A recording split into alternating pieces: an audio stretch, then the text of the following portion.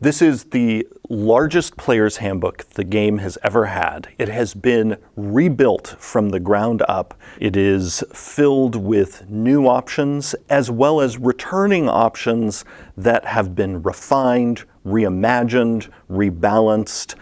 And the whole book has also been restructured to aid reference at the table, to make it easier than ever before to create a character. And we have also packed it with enough new options that even people who have been playing this game for a decade will find whole new ways to customize their characters, between the different class features, the subclass options, the new feats, the new equipment options, the new crafting rules, the new spells, the revised spells. You combine all of that, and this is like having the game that you were already playing completely glowed up. It's just top to bottom has been improved. It's been very distracting for me because I should be doing my work and doing research, but I'm mostly looking at different character builds now, using weapon mastery or how sneak attack works, because there's a lot of systems in this, but it's very simple at the same time. It has a momentum as you're reading it and an excitement. And that really gets at one of our core goals, which was streamline as much as possible while also trying to make it easier than ever before to engage with the game, while also making it deeper, giving you more ways to imagine your character, more tactical options.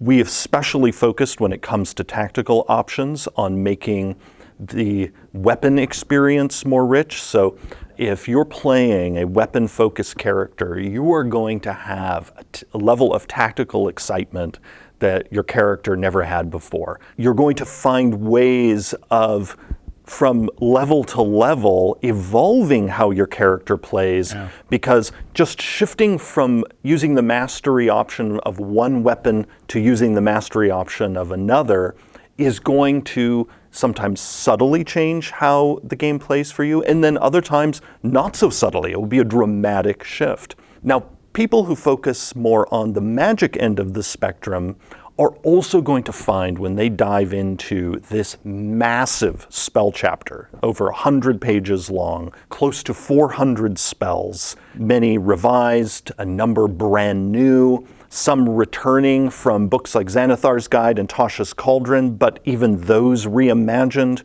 But also they're going to have non-combat options that they didn't have before, ways to enrich their social interaction scenes, their exploration scenes in ways that they couldn't before. And then we did the same with our weapon-focused characters. Again, something that people got to see as a part of the Unearthed Arcana process, that we made sure that classes that before, like say the Barbarian, that were primarily combat-focused, now have ways to contribute outside combat. There was no corner of the game that we did not zero in on as we built this new player's handbook, and as we build the new Dungeon Master's Guide and the new Monster Manual. Every part of the game, whether it relates to the combat pillar, the exploration pillar, or the social interaction pillar, has gotten a fresh coat of paint with new ways to play, and in some cases, surprises that people didn't even get to see as a part of the Unearthed Arcana process. Great example of that in the player's handbook are the brand new crafting rules. There were always moments in the last 10 years of playing the game that you sometimes would find a moment, I wish I could do this, or I could wish there was a rule for that. Well, now there is. If I wanted to use my sneak attack to knock out a target rather than kill them, that's there now. As a barbarian, if I want to feel like I'm channeling something primal in myself and maybe use my strength score to actually inform perception or stealth, there's a moment where you can do that. And that's why I'm so obsessed with making new combos. What's the most exciting thing for you, Chris? It's hard to nail down. There's a lot of things. I love how information has been reorganized in the book so I can find things easier. The rules glossary, I think, is going to be a huge boon to a lot of players, having a centralized place where all the rules are very clearly and concisely defined. But on a more selfish level, I am delighted by the weapon mastery properties. Jeremy and I were in a game recently where I was playing a fighter, but we were playing basically 2014 characters. And having play tested the weapon mastery stuff for the better part of a year now, it was a bit of a shock to go back to a fighter that didn't have that. And I think a lot of players who like hitting things with weapons are going to be as delighted as I have been. I feel playing a fighter without it now rather naked and exposed. But it is like a remarkable feeling. Like you have, it not only drives, like I'm swinging a sword, but I'm also doing this. Like maybe I'm using this weapon, maybe I'm knocking you back. Maybe I missed and I'm still grazing you and doing damage. And you're making now choices that make those weapons important. Like if you're using a scimitar, a dagger, if you're using a heavy crossbow, there's an advantage to it. It has a tactic to it. I can't imagine martial classes without this now. Yeah, I think one of the amazing things about this opportunity to revise the books is we can do more wish fulfillment. Because we're building on a system that is sound and tried and true and that people love. We can now take 10 years of feedback of, I wish the game did this, or I wish this class did that, and deliver on those wishes. It also means that with the core rules in the book, so, in addition to all the fun character options and whatnot, well, the rules themselves that run the game have also been enhanced, where we were able to take things that maybe have been house rules for people over the past 10 years and make them a core part of the game. Great example of this. Many people over the last 10 years have allowed people to drink potions as a bonus action, feeling it was way too punishing running the rules as they were written in 2014 to have to spend your entire action drinking a potion. Particularly scary if you're dying and you're drinking that healing potion. And so people are going to find that now healing potions take a bonus action to drink. And there are shifts like that. There is cheering happening right now while this video is playing. And there are shifts like that everywhere you look in the rules, that it will feel like the game you've been playing, but everywhere you look, enhanced. As you are looking through the player's handbook, as you're making your character, there's such intentional design behind everything, every piece of art, the layout. I can flip through this book and in seconds know where I am. All of those choices were very intentionally made. Often with our books, what we typically do, we will write and then we will sort of later in the process begin working with the book's art director to come up with how the book is going to look. In this case, the art directors, Emmy Tanji and Josh Herman, were a part of the conceptualization of the book from the very beginning. The text and art has just completely gone hand in hand throughout this whole process. The art style hasn't changed because we still have a lot of amazing returning D&D artists come back to join us in this adventure. They have such a wonderful sense to bring in their own experiences and their own takes on our art orders. So we truly did do it with intention, but we can't take all the credit because it's also the partners we work with that take it, beyond into the next level. There's a lot of stuff that went into the covers. We kind of wanted to approach them all up as a set. So working with Tyler Jacobson across all three was a really great experience because he had also done the covers before. So at least he had done the Player's Handbook and he had done the Dungeon Master's Guide in 2014. So we got a chance to kind of reapproach them with a different perspective and what we wanted to do and try to figure out what that was. And we definitely referenced second edition, and Easley Elmore, that sort of original D&D artwork. We wanted to kind of bring back some of that flavor, especially in the shape language and the colors and sort of just the compositions, and to kind of evoke a little bit of that classic fantasy vibe, right? So hopefully all three of the covers kind of give you a little bit of that. And for the new Player's Handbook, the art we have here, these are some famous D&D heroes. Mm-hmm. And you've got the Gold Dragon, and you've got the Red Dragon below, and the most vicious-looking kobolds I've ever seen. Probably in D&D. Yeah. But there's it's a moment. It is a moment in time, and that's something we've talked about before with all the art that is in the new Player's Handbook. Is it always feels like almost like a photo. Yes. In a moment of an adventure, whether it's right before something happens or the apex of something happening. but feels like a day in the life Yeah. of an adventurer. And that's intentional, right? We wanted to provide storytelling in all of these images. We wanted to give you, the players, the fans, an image, like you said, that is a snapshot in time, but ideally we try to focus that snapshot in time right before an event has happened or right after an event has happened. Like you said, the gold dragon and the red dragon and sort of this party in the middle and the kobolds coming from the side, and what is going to happen, who's going to win, right? You know, same thing if you look at like the monster manual, like very much in the thick of it, but right before the real action happens, right? Like almost like at the end of round 1 in a way. Yeah. Yeah, so what's the rest of the fight going to be? The person that gets picked up by the tentacle is your unlucky party member for sure. Probably happens to them every game all the time. And then on the DMG, you've got sort of we very much also reference previous editions with the cover of the door being opened. Right. So what does it look like inside of the door? What could that DM be prepping you for? What is that set case or that show piece that you're going to be facing? So with the DMG cover, you've got, you know, sort of your multiple casts of characters, all the way from your grunts down to your skeletons to Venger, sort of your campaign level villain, or Warduke and sort of like almost a henchman mini boss of a campaign, right? And then you've got a looming threat in the back. So something that has a lot to look at that you can pull a lot of storytelling out of, hopefully, was very intentional for all 3 of these. There was so much planning that went ahead before these subclasses art, because there's 48 of them. Yeah. And Josh Herman and I, we just both worked on this giant matrix of like the characters.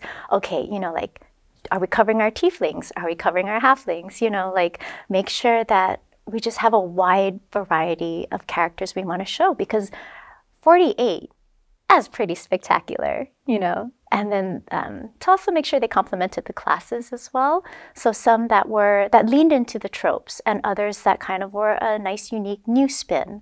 An example of how I hope this art will inspire others is that I've never wanted to really play a spellcaster. I'm like, it's too hard. It's just so much you have to manage, and I'm sure it's not. But then I saw some of the warlocks, like, holy moly, you know, like the wizards. I'm like, okay, I would absolutely jump into playing a character like that.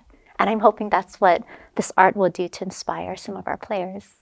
We mapped out not only the subjects we wanted portrayed in the art, but the style of the art in each chapter. And so that's why when you look at the character creation chapter, there's line art, because we wanted you to have this sense of when you're making a character, you're like almost writing with pencil. And many of us, when we're making a character, will change our minds a bunch of times, you know, whether we're making the character on D&D Beyond or you know, typing it on our laptop or writing it with paper and pencil.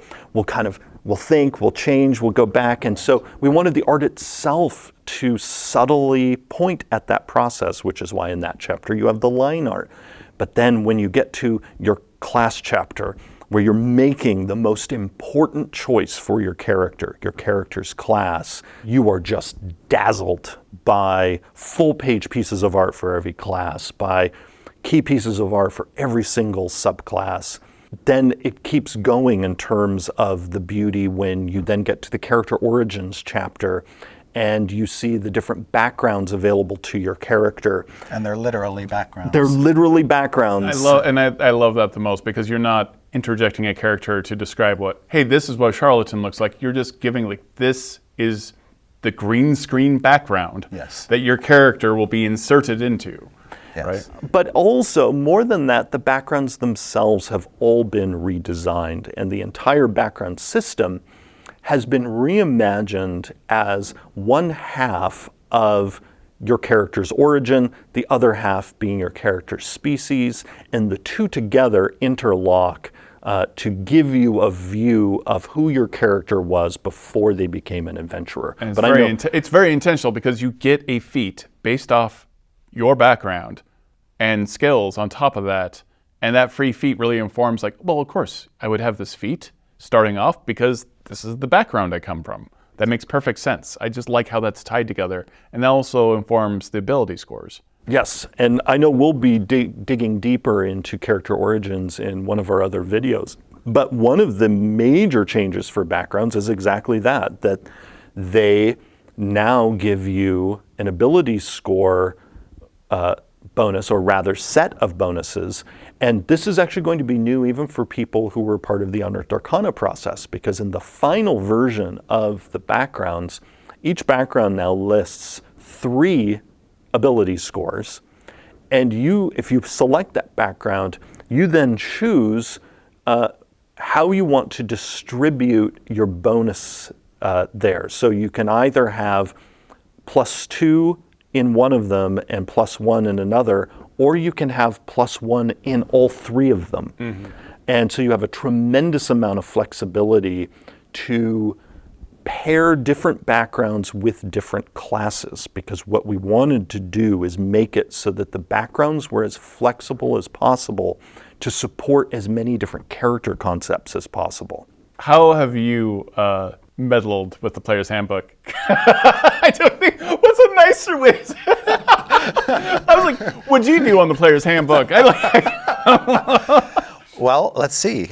Jeremy and I were in the room hashing out the outline for the book with our good friend and former boss Ray Winninger early on. So I had a hand in sort of sculpting the shape of the book, with Jeremy leading that work, of course. And then I injected myself at various points everywhere I could, creating new spells for the spells chapter, rewriting text from the 2014 book to make it suitable for the 2024 revision. All 3 of the books we mapped out, Chris, Ray, and I, we mapped out together. And what people are going to see when all 3 books are out is that intentionality that you talked about, Todd, that we not only carefully plotted out the player's handbook that you've now seen, but also very carefully plotted out the Dungeon Master's Guide, and very carefully plotted out the Monster Manual, and plotted out how the 3 books integrate with each other.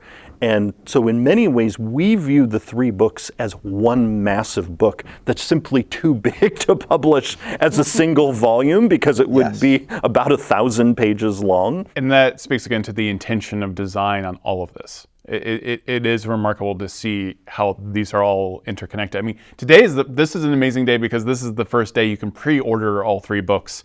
What I've seen of the DMG is so much friendlier to a new dungeon master, and what I've heard is so exciting, and everything I've heard about the Monster Manual.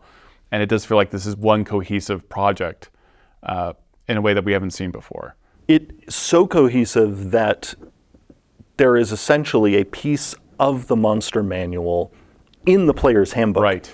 We were able to coordinate the work in a way that we had never done before, where that was essentially Monster Manual work we were doing as a part of our player's handbook work, building the creature appendix that is in this player's handbook. The new creature appendix is even bigger than the one that was in the 2014 PH. The creatures have been carefully selected to be in the player's handbook. So, great example of this intentionality. Now, when you go to the equipment chapter and you see a list of available mounts, well, every one of those mounts now has a stat block in the same book. And similarly, when it comes to your familiar options, if you cast Find Familiar, or if you're a warlock with your enhanced familiar options, all those options are present. We also made sure that druids had a really good starting selection of creatures that they could transform into using wild shape. Now, our friends who use the Circle of the Moon subclass, they're still going to need to visit the Monster Manual eventually when they get high enough level, because we simply did not have enough pages in the player's handbook to have all the beasts that Circle of the Moon Druid might want available. But even for them, we have a nice selection of beast options so that you can start playing with your main features in this book using the content that is all inside this very book. Yeah, and because we have 10 years of feedback on the 2014 books, we also knew that we were going to be making some adjustments to our stat block format to make our stat blocks even easier to run and more fun to run. But that work is not confined only to the Monster Manual. Going back to the idea that this is a 1,000+ page book broken up into 3 pieces, that stat block revision work impacts all 3 books. And you'll see that not only in the creature appendix, but also in the Ranger Beastmaster subclass, where that subclass has been completely redesigned, largely inspired by work we did in Tasha's Cauldron of Everything, but even going beyond what we did in Tasha's. The stat blocks for that Ranger's friends have been redesigned. All of the stat blocks that appear in the new summoning spells that are in the book have been redesigned, all with this view toward making our stat blocks easier to use, and also really getting under the hood of every stat block and making sure that the creature is delivering the goods when it comes to the damage it deals, its resilience, and also its fun. You mentioned summoning spells, and again, like what I love about the new player's handbook is everything you need is in the new player's handbook. Like if you want to wild shape, if you want to summon a familiar, but the summoning spells have various options of the type of that creature that you want to use. So if it's an aberration, if it's undead, if it's a fiend, you're not just having to select this one type of stat block creature, you have a variety of options. So if you love summoning and you like to be tactical, it's just layers of options with one singular spell, and you have all the stats you need to just run it. You don't need to grab another book and go hunt something down. It's all in the player's handbook. And that was something that people loved when we first introduced it in Tasha's Cauldron. And so we were excited to be able to take that approach to summoning and incorporate it into the game's core. But even people who are familiar with those spells in Tasha's will have some fun surprises because all of those spells have been enhanced for the player's handbook. And so they, like everything else, are glowed up. And we even have other parts of the book where options that maybe first appeared in Tasha's Cauldron now appear here and have been enhanced. Great example, the Soul Knife in the Rogue, the Psy Warrior in the Fighter, Aberrant Sorcery in the Sorcerer. I bring up all my psionic boys. Yes, all a part of our desire to bring more psionics into the core game. Yeah. This was actually something that we talked about doing over a decade ago in the 2014 Player's Handbook, and we frankly just didn't have time to do it over a decade ago. And so we thought, now we have the time. And I like to think of it as the great old one Warlock now having their friends show up, so we can you can now have your full your full psionic crew. Whereas before in 2014, the great old one Warlock was wondering where all their psionic buddies were, and they've now all shown up for the party. The gray old one is nasty now. In gray all old the one best is new ways. and super nasty. It gets in your head literally. To have some nice advantages in combat. Yes. There are significant, lovely changes to so many of these subclasses that just amp them up to more what you wanted to do, more what the kind of core concept was. Again, the Feywild patron for the Warlock, you are just teleporting everywhere. You are just bouncing, and with every time you do use Misty Step, there's a new added-on effect. And it just feels like you've made a pact with a Fey creature. Like, it makes narrative sense. And it gets me excited for like the tactical things I can do with all these subclasses, because I feel like there might have been gaps before in the 2014 versions, and now those have been filled in for that wish fulfillment that we all have. The Archfey Patron Warlock is a great example of a subclass that didn't just get tweaked. It's basically a new subclass. Yeah, absolutely. And this book has 3 brand new subclasses that have never appeared in a D&D book before. We have the Circle of the Sea in the Druid, we have the College of Dance in the Bard, and the Path of the World Tree in the Barbarian. But again, just as the Archfey Patron Warlock has been so redesigned that it's essentially a new subclass, there are other subclasses like that as well. The Warrior of the Elements in the Monk has been so heavily reimagined, it's essentially a brand new subclass. The Beastmaster in the Ranger, essentially a brand new subclass. And when we do videos on individual classes, we can dig deeper in other subclasses like them that are essentially brand new. And then we have other subclasses that are going to feel very familiar to people while at the same time having brand new options inside them. And again, remember that like Weapon Mastery has left no class that uses Weapon Mastery untouched. Like that has changed the game. Yes. If you're a paladin, if you're a ranger, a barbarian, a rogue, a fighter, the game is different now. Absolutely. Every single class that is weapon focused, your play experience is going to be different now and more fun and more tactically interesting because of Weapon Mastery.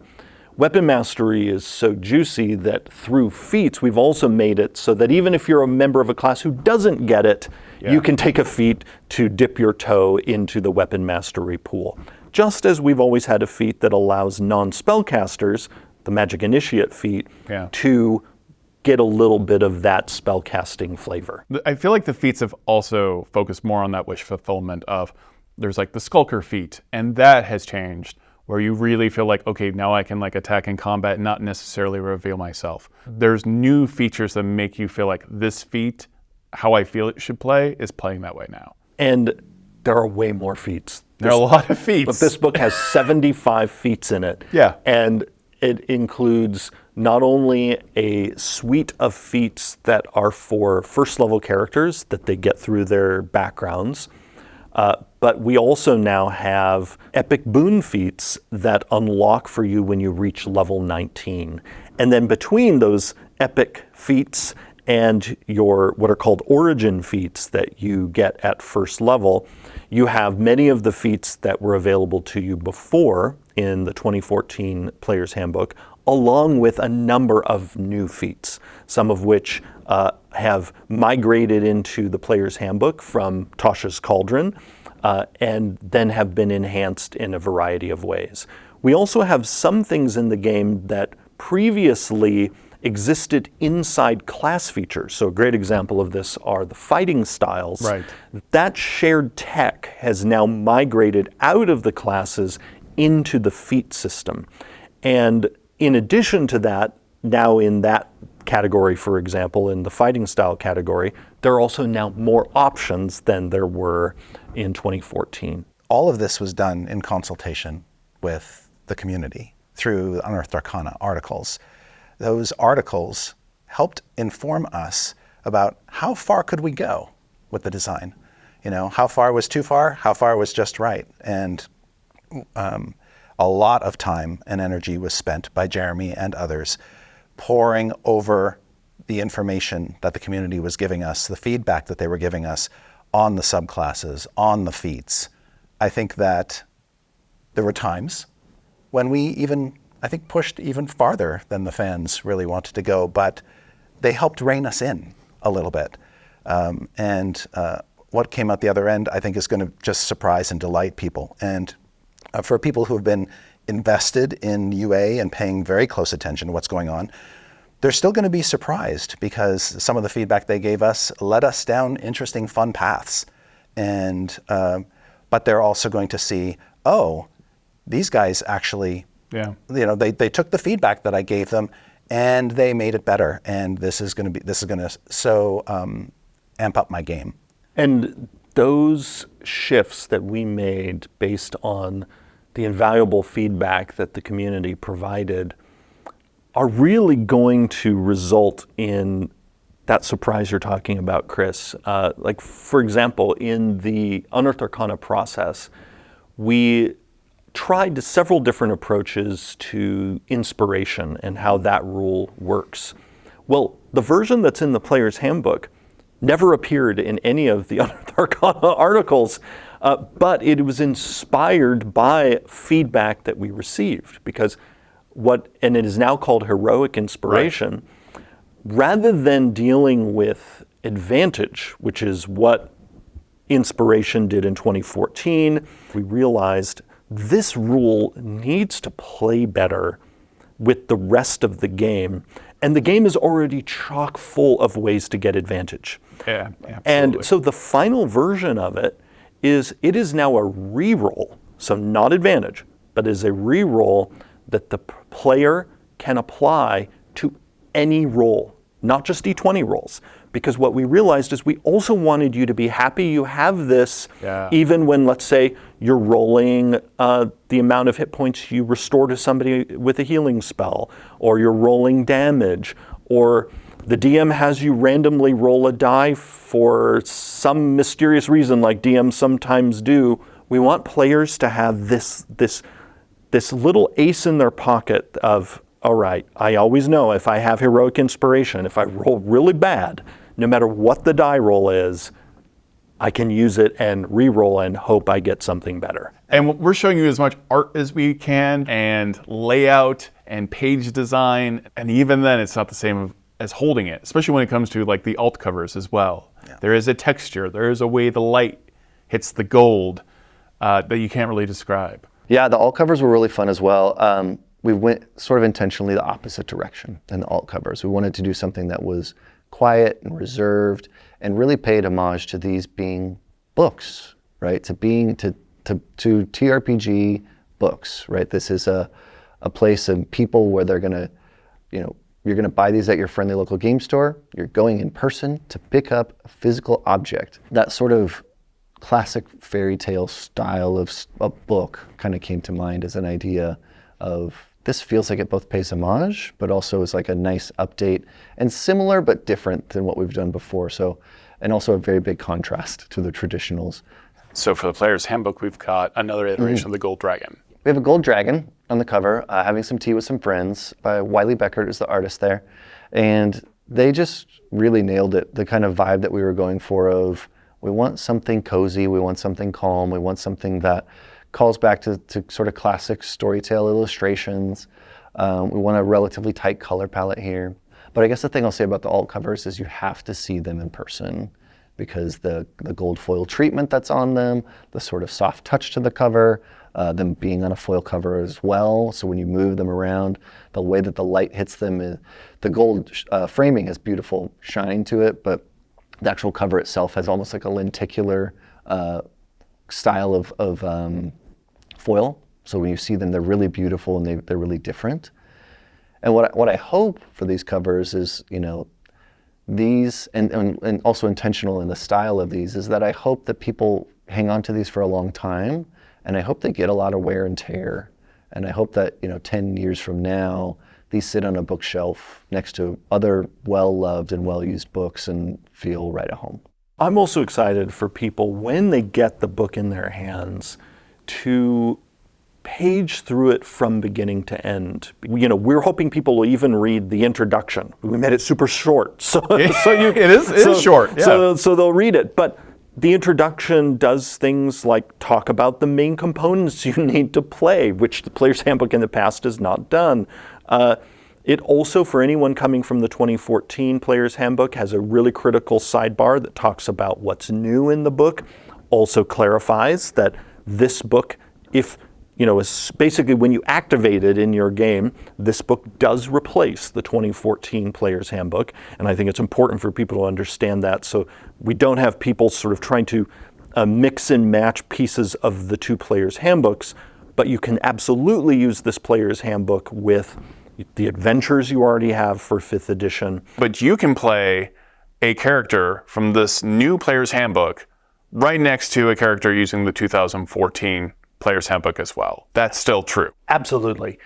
We have designed the new Player's Handbook so that characters built with it can be played with characters built with the 2014 Player's Handbook. Yeah. Now, that is true for the character options themselves. When it comes to the sort of baseline rules, the combat rules, the definitions of the conditions and whatnot. Yeah. If you are playing a 2014 character with 2024 characters, we have designed things so that the 2024 rules are what should be used in that situation. Yeah. Because those rules can handle a 2014 character being present, but the 2014 version of the rules will grind in a few places with a 2024 character. Sometimes because of terms used in the 2024 character that only have definitions now in the 2024 rules.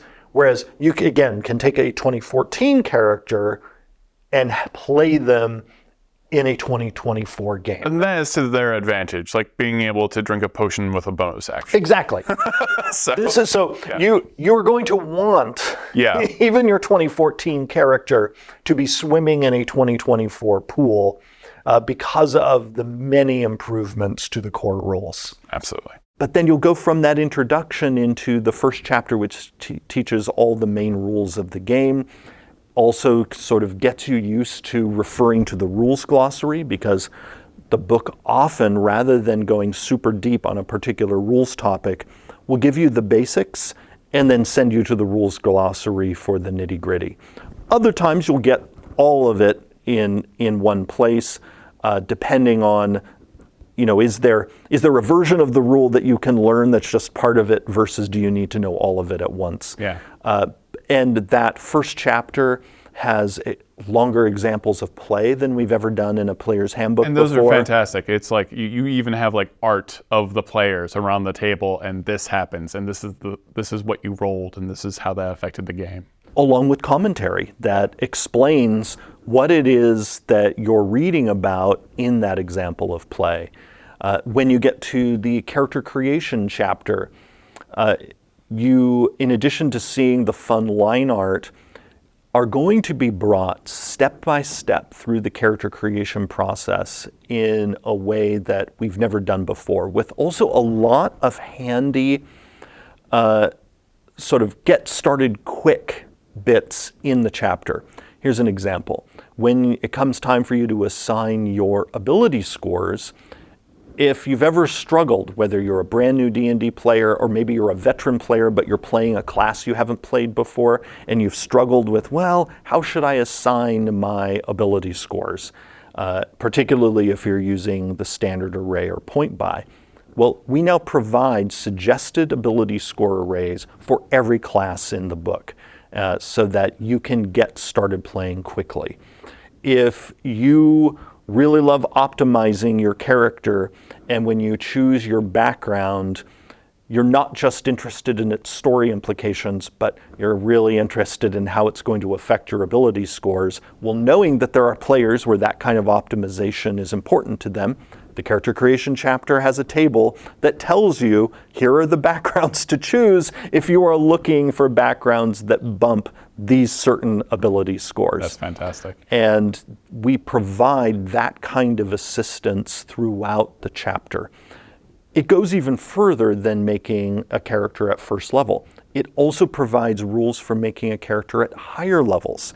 We really want people to embrace this idea we've talked about throughout 5th edition, that if you're playing with a group of experienced players and you want your brand new party to hit the ground running as a group of adventurers, we encourage you to start at 3rd level, not 1st.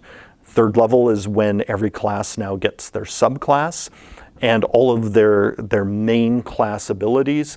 And to support starting at 3rd level, we have now the rules for starting at that level in the player's handbook, as well as at any other level. So if you want to start a character at 18th level because your DM wants you to dive right into epic play, the rules for that are in the player's handbook too. And then you go from there into classes, character origins, feats, equipment, and spells. And also the species have been, there's a lot of new there as well. Like the Goliath, all I can say is the Dragonborn feel very Dragonborn now. The Goliath feels exceptionally Goliath now. Just the fact that there are species here who were in the 2014 Yeah, the Goliath wasn't in there. The Goliath wasn't there, the Aasimar wasn't there, and the Orc wasn't there. So all 3 of those species now join other options that were present in 2014, and all of them have been enhanced in various ways.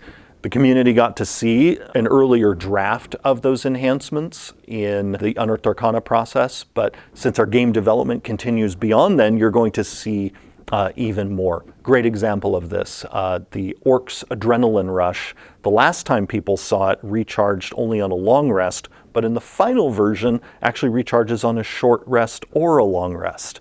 The Aasimar, for people who have not yet seen the new version, rather than choosing a celestial revelation that is sort of fixed for the rest of your character's life, you now get to choose that whenever you use that trait. And so again, there are fun new options everywhere in the book, species included. Now, not only is the new Player's Handbook available for pre-order right now on D&D Beyond, you can find that link in the video description, but also the new Core Rulebooks, both digital and physical, are available for pre-order as a bundle that includes the new Dungeon Master's Guide, the new Monster Manual, and the new Player's Handbook. Can you tell me a little bit more about what's new in the Dungeon Master's Guide? First and foremost, the Dungeon Master's Guide is bigger. Like all of the revised 5th edition books, we have added pages to the book. Things that were not in the 2014 book that are in this book include 5 short sample adventures, a complete campaign setting, a lore glossary, and another totally new feature of this book is the Bastions chapter. That's all new content that we wanted to get into this book, and that's why the book is one of the reasons why the book is bigger. Why it is so chunky? It's a chunky book. Yes, exactly. So one of the chapters of the book is called Creating Adventures, and it's all about helping the DM create adventures. There are tips and tricks that we can give you to help you do that. But all the advice aside, nothing compares to being able to see the advice being implemented. So after giving you a bunch of advice on how you can create your own adventure content for your home groups, we present 5 short adventures in a format that we think DMs will want to emulate and use for their own prep, accompanied by the maps that are in one of the appendices of the book. These adventures are meant to show you how you can create your own adventure content in a way that will be very easy for you to run at the table. Perfect. The campaign setting. Yes. When you are ready to build a campaign, this chapter does, I think, a very good job, a much better job of showing you what a campaign looks like by giving you an example of one, which no previous Dungeon Master's Guide has ever tried to do. And we thought the best campaign setting for this book is the Greyhawk setting. What we do is we give you a poster map in the book that has the world of Greyhawk wilderness on one side and the city of Greyhawk on the other, because we use the city of Greyhawk as a sample of what a campaign hub can be. A campaign hub is sort of where the campaign starts. It's kind of its center, its core. And then we go out beyond that. We go into the regions around the city and we describe what are some of the nearby areas of interest. Because in a campaign, as soon as you strike out from the hub, you need places to go, dungeons in the hills, or, threats in the forest, that kind of thing. We flesh that out, and then we go even broader and show you the rest of the land known as Eastern Auric, or the Flaneus, this vast region around the city of Greyhawk. We flesh out all of those domains to the extent that we believe DMs need to get sort of a lay of the land, but at the same time saying, hey, DM, now that we've given you this, make it your own. Yeah. Put your dungeon here if you want to. Add a town here if you want to. That kind of thing. It's very much built on the idea of we're giving you a sandbox. Yeah. We're throwing some toys in, and we're saying, go play. Yeah. Greyhawk is yours now. It is, yes. That's a great way to say it. Greyhawk is yours. The next element I want to talk about is the lore glossary. The lore glossary is an alphabetical listing of some of the most famous places, figures, and materials that are so iconic to D&D that we want them to be shared knowledge among all D&D players of all ages. What is mithril in D&D? What is adamantine in D&D? That kind of perfect. thing. The lore glossary captures a lot of that lore that many of us old-timers have embedded in our heads, but a lot of D&D players don't. Yeah. And so this is just an easy, quick reference guide for people who are looking for information about this mysterious thing they've just stumbled upon. So the fourth wholly new thing in the Dungeon Master's Guide that I haven't talked about yet is the Bastions chapter. I am very, very excited for this. So Bastions is, while the word is new to our lexicon in D&D, it's built on a very old concept, because even going all the way back to the earliest editions of D&D, there were rules for building strongholds. Yeah. Often you didn't get access to them, though, until you were much higher level. We have designed the Bastion system in the Dungeon Master's Guide so that characters can start building their bastions at level 5. Wow.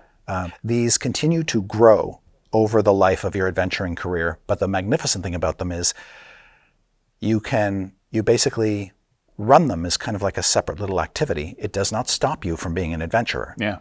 Your adventurer can go around saving the multiverse, run off to the Nine Hells or run off to the Feywild, do what you have to do. Once your bastion is up and running, it is kind of a self-sustaining unit. And it's the players who run the bastions. So every player is in charge of their own bastion and their own bastion's maintenance. And there are this mechanism called the bastion turn, which activates whenever the DM basically says, okay, your bastion now take a bastion turn. You don't even have to be home for your bastion, for something to be happening in your bastion. But also, a bastion is like a mini game, a mini campaign that the player is controlling. The players are essentially DMing their own microcosms within the larger campaign, giving identities to their hirelings in the bastions, triggering events that happen in the bastions and seeing the results and consequences of those events. That's a very DM side of things. So I love the idea that the bastions are in the Dungeon Master's Guide, because in effect it's allowing the players to get a taste of what DMing is like. Yeah. It's very sneaky. Yes. And it's a wonderful out-of-game activity. Yeah. Oh, it's a great mini game. Yeah. Just to when you're if the session has to be canceled or whatever, and you can't play tonight or whatever, that's okay. Your DM can just say, everybody take a bastion turn. Yeah. Send the message. And then off the players go, and they just let the DMs know what their bastions did on that particular turn. It's a fabulous sort of game within a game. And then we have just a massive treasury. Treasure section. Yes. So as in 2014, the biggest chapter in the Dungeon Master's Guide is the treasure chapter. Loot. Yes. Every magic item is you've got a little hairy eyeball. We took a look at it. We made some refinements to it. We stuffed even more magic items into the chapter to address certain holes or gaps that we'd identified. For instance, in the 2014 DMG, there weren't a lot of common magic items, so we imported a few. We also saw opportunity to squeeze in some, shall we say, nostalgic delights. In celebration of 50th anniversary, including things like magic items used by the kids in the D&D cartoon. Perfect. Yeah. We've also taken another crack at the crafting magic items rules.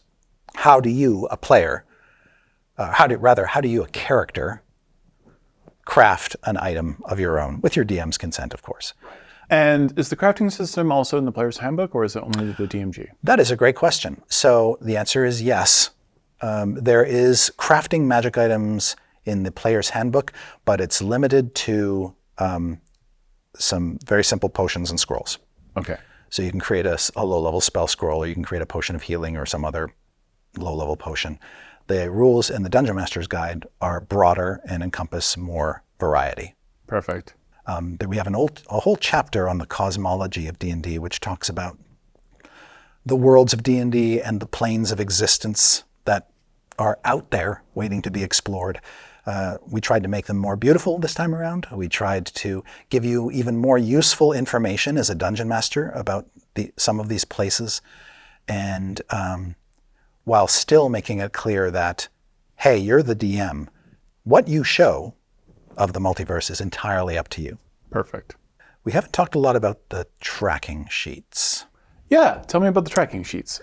So one of the fun new features that's sprinkled through the 2024 Dungeon Master's Guide, like candy, are these delightfully charming tracking sheets that not only do we put in the books as kind of like a show and tell to show you what we mean, but also we're going to make them downloadable off of our website so that you can just print them out and put them in whatever you use for your campaign journal. And these sheets are designed to help you keep track of important information in your game or in your campaign. There is for instance, if you want to create a new NPC, there is a sheet that we give you that you can use and write on to capture important information about that NPC, and it's presented in a very clean, elegant way. There is a sheet that you can use to build settlements like towns and villages. There's a sheet players can use to keep track of important information about their bastions. There is a sheet you can use as a DM to keep track of the magic items that you've dispensed to the party in the course of the campaign, to keep track of important character information so that you have some information about the characters in the party readily accessible to you as a DM behind your screen.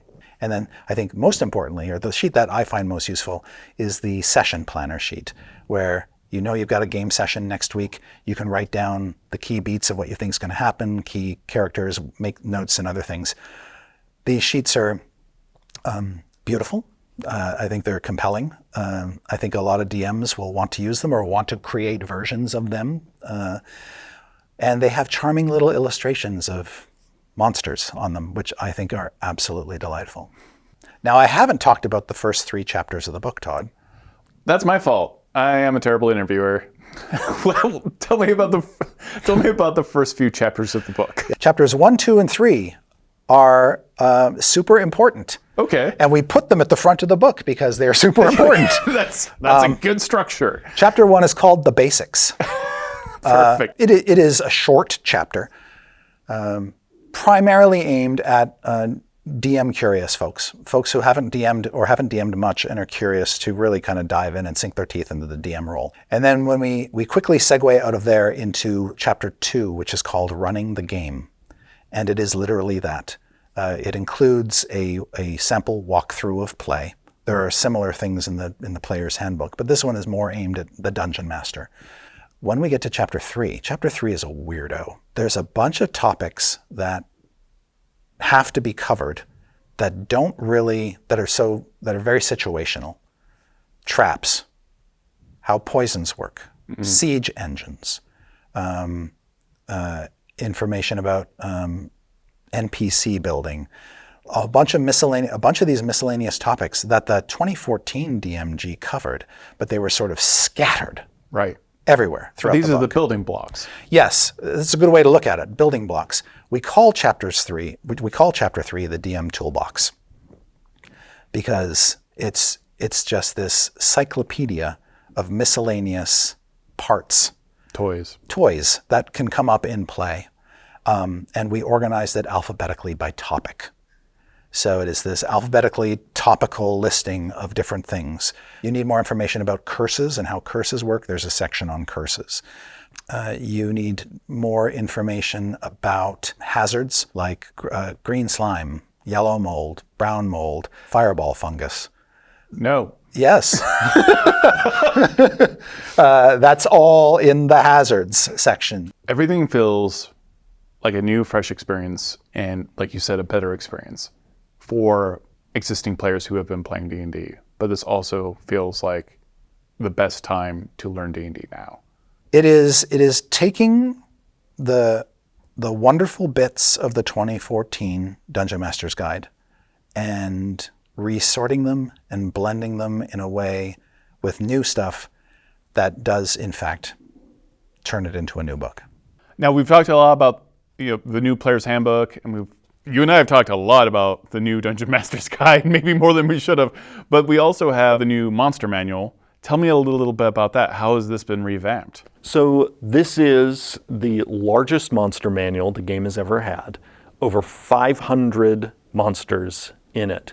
And that includes not only many of the classic foes that people expect to face in D&D, but also many creatures that could serve as allies.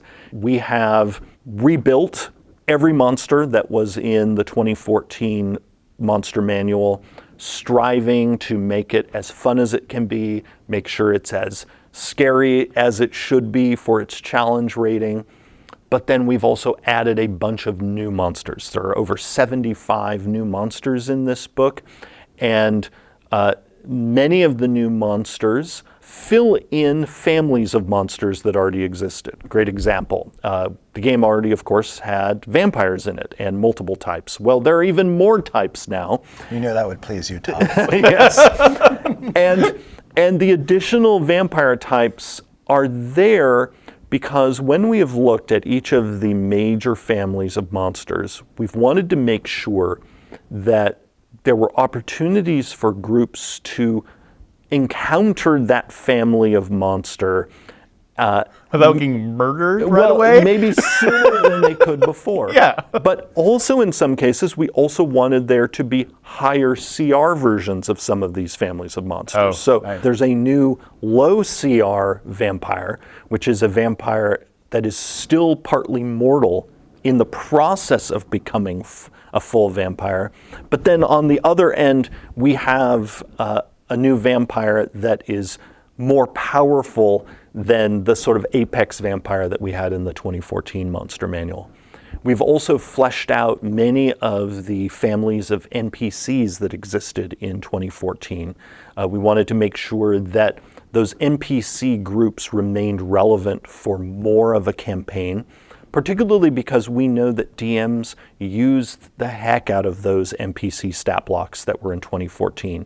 And so in addition to expanding out some of those NPC groups, whether it's bandits or priests or mages, we've also created new groups. So there's now a group of performers, there's now a group of pirates, and so on, because we want to make this book the indispensable tool for DMs as they're preparing adventures and campaigns to go to this book for inspiration, to be inspired by the art, by the stat blocks, by the story text, as they're creating their adventures, but then also to have a whole bunch of stat blocks that are super easy to use at the table when initiative is rolled and the DM can unleash a whole bunch of surprises. Because there's been a little bit of extra added to them. And the art is also stunning. I've seen some of the art that's been coming in, and that is stunning as well. And Almost all the art in the book is new. that's perfect. Yes, That's it's a beautiful. lot of art. It's glorious. Yes. Yes. One of the key things that we paid attention to is making sure that if it's a pre-existing monster, its challenge rating stayed the same. And that was a necessity for us because we want to make sure that the monsters are all compatible with our previous 5th edition adventures. But we knew, based on extensive playtesting and 10 years of experience, that not all the monsters were hitting their CR exactly right. So that gave us room to make some fun adjustments. Yeah, and so there will be many monsters, particularly at the higher CRs, that are going to be far more terrifying than they were before. We also, in the Monster Manual, have created Apex versions of certain creature types that didn't have an Apex version before.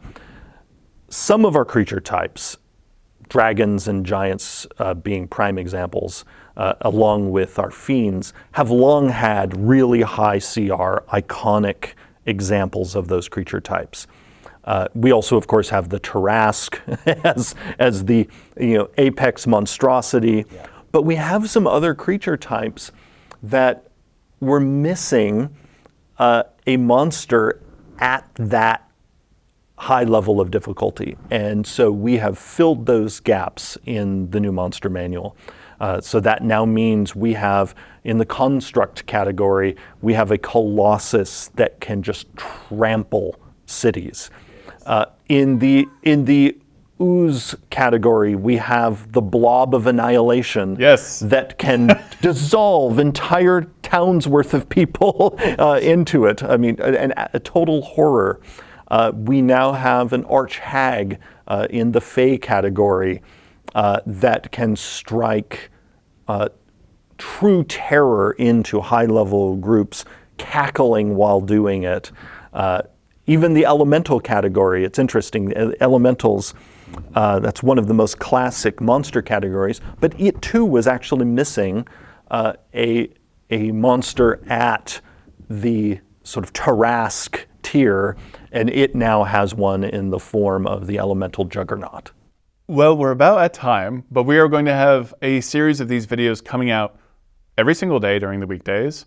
We are going to be going over different features in the player's handbook. We're going to be going over every subclass, every class, rules glossary, spells.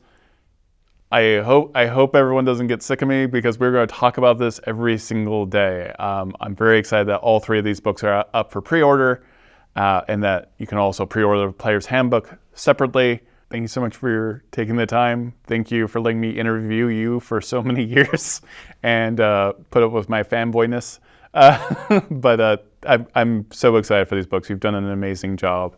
And I hope you get a chance to actually enjoy any time. I know you're still working on the monster manual right now and the DMG. Yeah, we're still in the thick of it. But again, we were just playing D&D this past weekend, and in our hearts, we're D&D fans first, and to me it is a wonderful sign that what I kept thinking was, I as a fan cannot wait to have these books in my hands because I want to simply be playing. The new Player's Handbook is available for pre-order right now on D&D Beyond. You can find that link in the video description, and you can also find the new Core Rulebooks bundle for pre-order, both physical and digital. Thank you so much for watching. We have a ton of video content coming out about the new Player's Handbook and all the new Core Rulebooks, the new Monster Manual, the new Dungeon Master's Guide. So be sure to check out all of that content, and thank you for watching.